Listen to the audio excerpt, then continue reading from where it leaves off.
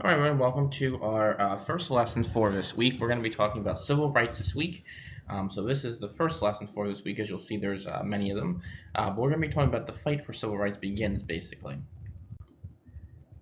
Okay, our objectives and standards: understand the discrimination African Americans faced, and recognize the importance of resistance to the civil rights movement. So hopefully you got a chance to answer this on the previous page, but what are some ways you can express your opinion about something you disagree with besides violence? So without using violence to get your message across, what are some other ways that people use to get their message across that they're unhappy about a certain law or policy? And our essential question, what success did African Americans have in terms of civil rights? Okay, so the background to segregation. So the Civil Rights Act of 1875 declared all forms of segregation outlawed. However, the Supreme Court ruled in 1883 that that law was unconstitutional. Okay, in the 1890s, there were other court cases responsible for limiting the rights of African Americans, and a key court case in this was Plessy v. Ferguson. Now, without getting into too much details of the case, but in 1890, Louisiana passed a law that required railroads to provide separate but equal accommodations for whites and African Americans. What this meant was that, you would have to provide a railroad car for white people to sit in and a railroad car for African Americans to sit in. Okay, so that's what separate but equal means. They both have an opportunity to sit in, a railroad car. They both have the right to ride in the railroad car, but they're not forced to sit together, basically. What happened is that a man by the name of Plessy, his last name was Plessy, he bought a ticket to board the railroad. He sat in the white section of the car. Now, he wasn't really full African American. He was only, I think they said eighth African American, if I remember correctly. But either way, under Louisiana law at the time, he was still considered an African American. So he was asked to move, and when he refused, he was removed from the train and taken off the train. And he was also placed under arrest as well for violating this law. Again, long story short, it goes through the court system. Plessy says, it violates his rights. He has a right to sit, where he wants to and things like that, and goes against the Constitution. And again, it finally reaches the Supreme Court, and what happens is that the Supreme Court does rule that separate but equal facilities are constitutional. So again, as long as there were equal opportunities for African Americans to ride or go somewhere or be in a room or whatever, as long as it was an opportunity, it was constitutional. Okay. Now, the main thing to remember about this is that many states, especially in the South, across the United States, but many in the South especially, will use this as a kind of free pass to, approve of segregation. So, many of these laws at the South and even other places around the country are going to come up with are going to provide separate facilities for African Americans, but they're not equal most of the time. A lot of times, they had to use separate restrooms, separate schools, separate water fountains, and even transportation or sit in a certain spot on transportation in most cases. So again, a lot of times, yes, they had other facilities, but they were not equal or up to the same par as, the ones for whites were. And again, many African Americans tried to escape the segregation in the states in the South for the North, but even when African Americans reached the North, they found segregation here as well. Again, not as severe sometimes as in the southern states, but again, they still ran into segregation across the country as well. With the outbreak of World War II, things began to change a little bit for African Americans.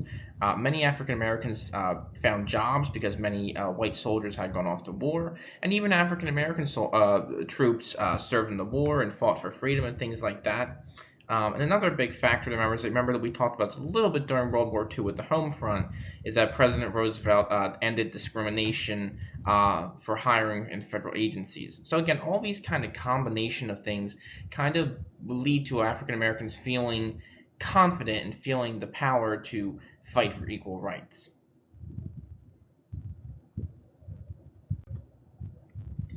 Okay, so the campaign that looked to end segregation was ran by the National Association for the Advancement of Colored People, or more commonly referred to as the NAACP, which you probably have learned about and heard of before as well.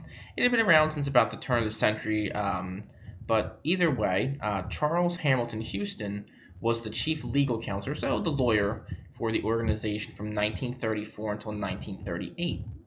What he does is he puts a team together of law students under the leadership of a man by the name of Thurgood Marshall. Now, Marshall and his team are going to win many Supreme Court cases that are going to bring about equal rights for African Americans. So many of the cases that were argued by the NAACP are important landmark judicial decisions. In 1946, the Supreme Court stated that mandated segregated seating on interstate buses is illegal in the case of Morgan versus Virginia. And in 1950, the Supreme Court ruled that state law schools must admit African American applicants even if a school exists in them separately in the case Sweat versus Painter. So again, expanding equal rights for African Americans. The most stunning victory came in the decision of Brown versus Board of Education of Topeka. The background is this. Linda Brown was an 8-year-old African American girl who was forced to take the bus many blocks away to an African American school while the white school was much closer. Now, her father stated that her rights were being violated, and the case went to the Supreme Court.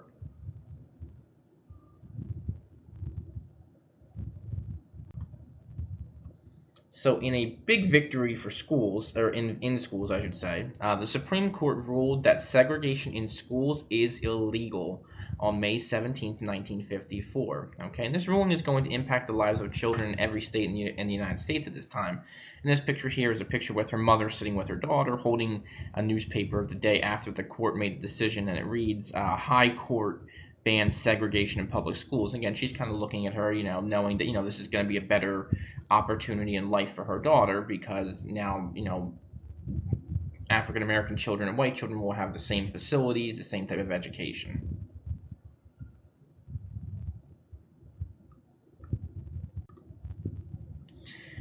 There was mixed reaction to the decision.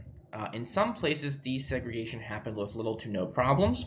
However, in other places, especially in the South, resistance to the change was different, and many school districts didn't want to do it. There were people who, the KKK began, the Ku Klux Klan, you may have heard of them, began to reappear a little bit and make threats and things like that. People refused to go to certain businesses if they supported the decision. So there was a lot of, kind of just protesting and rebellion against the decision. And a lot of school districts, like I said, were kind of, taking their time, said, well, we'll do it eventually, no hurry, we don't need to do it. In 1955, because this desegregation was happening so slowly, the Supreme Court reached a decision known as Board 2, and it stated that desegregation should take place as quickly as possible. So in Little Rock, we have a little bit of a problem. There were 9 African American students that had volunteered to integrate the school system in Little Rock, Arkansas. So September 1957, Governor Orville Faubus told the National Guard and ordered them to not allow the African American students to enter the building. And even despite being directed by a federal judge to let the students enter, Governor Faubus refused. So President Eisenhower says, listen, I'm not going to stand for this. I'm not going to, let this happen. So he placed the Arkansas National Guard under control of the federal government, meaning that now instead of the governor having control of the National Guard, the president has control of them and gets to order them and tell them what to do. And Eisenhower also sent paratroopers, so soldiers, to Little Rock, Arkansas to enforce the desegregation policy, get these students in the building, kind of keep an eye on them in the building, make sure they're safe and things like that. So again, the students were finally able to enter the building. Now, again, just a side note here, despite the support of the federal government, again, these students were still harassed. They were still, I'm sure, bullied or things like that in the school, and there was only so much that the soldiers could do at times. So just keep that in mind, too, that even though they get into school, it's not like everybody's all friendly and, and things like that. They still face a lot of harassment. On September 9th, 1957, the Civil Rights Act of 1957 passed Congress, and what it did was it gave the Attorney General more power over desegregation at the national level. So now the Attorney General will be in charge of making sure that desegregation happens across the country. Alright, so the fight begins. So remember, the African Americans faced segregation across the United States in many different circumstances, and it was declared legal based on pretty much by our Supreme Court. But eventually, African Americans are going to begin to, gain strength and be able to win some freedom and rights back from the Supreme Court, especially in Brown versus Board of Education of Topeka, where desegregation was going to be enforced from now on. Alright guys, well that's all I have for this lesson, so please make sure you answer all of the questions, and I will see and talk to you later.